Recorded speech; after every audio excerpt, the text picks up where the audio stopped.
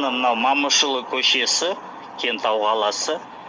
Мына дәл алдында не тұр, қызыл линияға столдарды қойып қойған. Мына дәл алдында көріп тұрсыңдар. Мына жер заңсыз, мына жерде отыратын алқаштар. Мына столда бәрін шашып тастаған көріңдер. Мына столдың бәрі заңсыз мына. Бұның тек қана мына жеріне 4 столы заңды, мына жерден де окошко ашып қойған. Бұл да окошкеде мынау заңды, мына 4 стол заңды.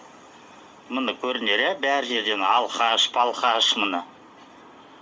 Дәл Кентаудың ортасы. Мына полный жаңағы бардак. Мына жерге газдың трубасы өтеді жердің астымен мына.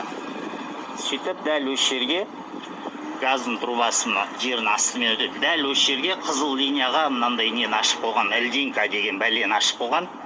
Мынау Кентау Кунай Мамышұлы.